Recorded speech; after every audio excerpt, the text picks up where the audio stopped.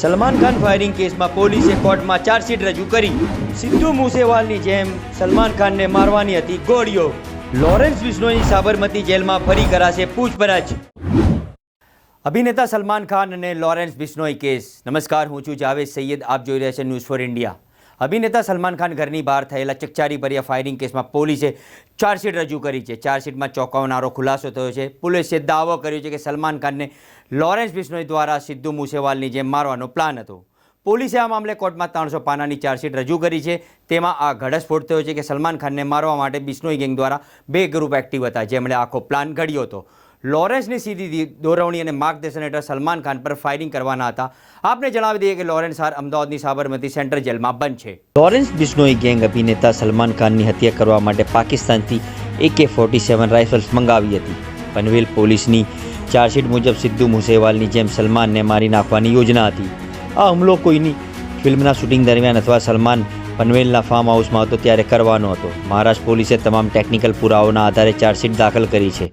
પનવેલ પોલીસના જણાવ્યા અનુસાર જેલમાં બંધ લોરેન્સ બિશ્નોઈએ સલમાન ખાન પર હુમલો કરવા માટે 25 લાખ રૂપિયાનો કોન્ટ્રાક્ટ આપ્યો હતો. પોલીસે ચાર્જશીટમાં એકત્રિત કરેલી ગુપ્ત માહિતી, શંકાસ્પદોના મોબાઈલ ફોનનું ટેકનિકલ વિશ્લેષણ, વોટ્સએપ ગ્રુપની તપાસ, ટાવર લોકેશન અને સાક્ષીઓના ઓડિયો વિડીયો કોલને પુરાવા રજૂ તરીકે કર્યા છે. ગયા અઠવાડિયે મેજિસ્ટ્રેટે કોર્ટમાં 350 પાનાની ચાર્જશીટ દાખલ કરવામાં આવી છે.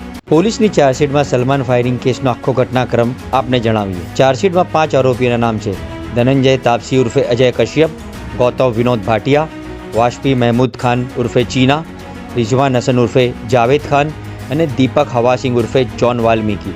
પોલીસે IPC કલમ 120B ગુનાહિત ષડયંત્ર 115 અને 506 હેઠળ કેસ નોંધ્યો છે. એપ્રિલની શરૂઆતમાં પનવેલ પોલીસે ઇન્સ્પેક્ટર નીતિન ઠાકરેને ગુપ્ત માહિતી મળી હતી કે બિશ્નોઈ ગેંગ સલમાન પર હુમલો કરવાની યોજના બનાવી રહ્યો છે.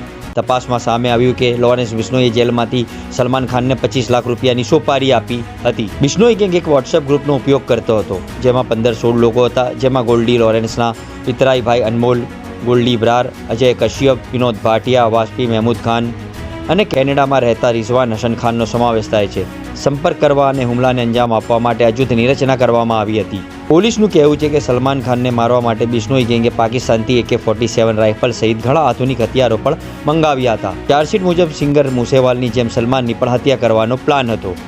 ચાર્જશીટ મુજબ પોલીસે પાકિસ્તાનના સુખા શૂટર અને ડોગરની ઓળખ કરી લીધી છે. આ બંને AK-47, M16 અથવા M5 જેવા આધુનિક હથિયારો સપ્લાય કરવાના હતા. વિસ્તારને સમજવા માટે કશ્યપે જાવેદ ખાનના પનવેલ ફાર્મ હાઉસ ખાતે એક મકાન ભાડે લીધું હતું.